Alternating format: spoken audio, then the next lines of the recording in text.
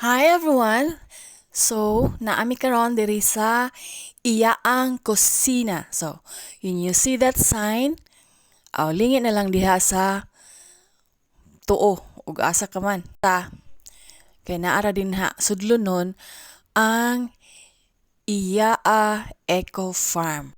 Kay diri mi mag dinner with our mother.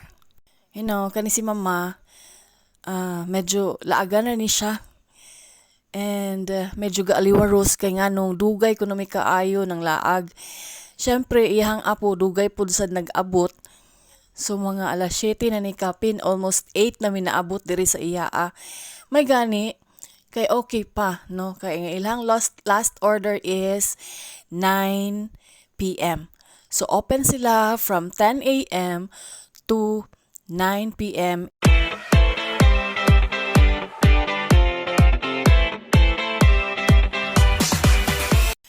Tsakto ra sad ning pag-abutan namo diri sa Iyaah kay wala nay tawo. Murag kami na ang last customers ani nila karon. Gabi Ma, iha. say hi. Wave nila. So kining Iyaahng Kusina is a native restaurant serving organic food, no? Kasagaran sa ilahang mga menu ang mga ingredients ni ani are sourced from their own garden. Okay. Mga tinanom nila. So mao ni ang Iyaah menu. Okay. So actually murag bag-o lang ni siya nga restaurant kay nag-soft opening pa ni atong April, I guess. Basta kay nga na. And since then, it has been already a talk of the town, no? So where can you find an organic restaurant in the city? No, naara gyud ni siya diri sa Tagbilaran City sa may Binayran Road, sa San Isidro, Tagbilaran City. And the word Iyaah, I forgot, kay murag acronym ni siya. But then another meaning ani is murag root word sa kinaiyahan, no? Nature. So Iyaah meaning iya sa Ginoo. Gift from God.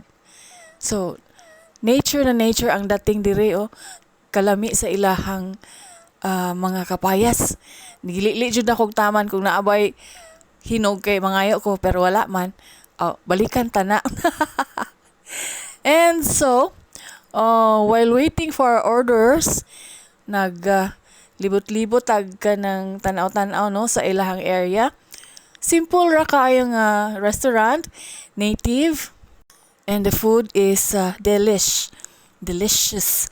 No kani ang first entry namo is katong mura og banana naman, mushroom fritters, fried mushroom fritters, Tangigi to ne. and then followed by Yes. tinolang tangige. Gaaso-aso. And amazing ilang butanganan og kutsara og tinidor. Murag pencil case nga native. So tangtangon na nato na kay medyo gutom na. E nag-abot-abot na ang mga orders. Including ani ang yummy pansit. Tanawa pag na ilahang pansit. Bibo Cute. kaayo. Very colorful. Lami ko na ilang pansit. Gustatory. Sight yun kaayo. Inigtanaw pa lang, mura gutom na. Ganahan na ka mo kaon kay fiesta ang dating. Walay tihik-tihik sa ingredients. Napay bluter nate. Lively kaayo ang color. Makapaad og kalami. So, nagsugod na gyud ta sa ato ang pagkaon. Syempre, unahon gyud ang sabaw. Di ka bulanon kung di ka pakisabaw. So, mga unta. I think usa sa mga nakapalami aning maong tinola nila kay daghang mga green leafy vegetables ang gisagol. And then abot na sad ang kaldereta. For the first time, karon pa ko kakitag kaldereta nga gwapa. Gwapa nga pagka-presentation. Okay? And naay sesame seeds, OMG. Karon pa ko kitag kalderetang kanding nga naay sesame seeds. And blue ternate again. So order na ni mother ang kalderetang kanding. And then for my drink, nag-order ko og blue ternate lemonade. Og shucks kayo kay perti mo rin nakuha ilang picture. Kay kasagaran gyud mag-order og mga picture nga drinks. Kato ra galing murag slim nga picture. Ilaha wala gyud tihik-tihik. Dako gyud kaayo. And then very healthy pag gyud ni siya nga pagka blue ternate juice. Kay fresh na fresh. Blue ternate gyud og lemon ang imuhang matilawan. And then, nag-order sad mi og kanang vegetable nga pizza, no? Okay. Kay gusto si mama mo kaon og vegetable pizza kay wala pa kuno siya kakaon og mga vegetable pizza kay kasagaran kadto man lang mga kuan bitaw fast food na pizza. So kani nga pizza very clear gyud kaayo nga puro vegetables. Naay talong, naay okra, naay atsal, naay mga uban pa din ha. So, gitagsa-tagsa gyud ako kaon no ang mga potahe. This time, ang pansit, no. Pakim pansit man sad ko. So, akong kuana nag-unsay verdict aning ilahang pansit. And it's good. Believe me, lami ilahang pansit. And surprisingly, dili siya oily, no? Di para sa nabitang murag karinderya style nga mga pansit nga manobra ang oil usahay nang magsinaw. Kani siya okay ra. Dili siya oily. And mother is feeling the food pod. Galibog siya tilaw sa kaldereta kay dili siya katong ordinary nga kaldereta nga sa balay lang bitaw lutuon. So, murag nice something with a twist ni nga kaldereta, which is good, taste good too. Og syempre, para di ta mabilaukan, amo inom tag blue ternate lemonade. Lami siya. I swear. It's very healthy. Ano naman dyan na, no? Basta magkatiguang ng tao, going healthy na, which is not good, kay dapat mag-start tag sayo.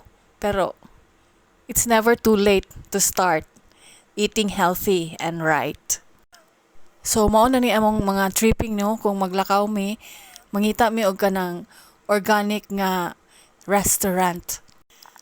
As much as possible. Kaya ang mga bata pod, natakda na pod, no? Medyo natakda na pod sila nga mangita na pod organic nga mga pagkaon.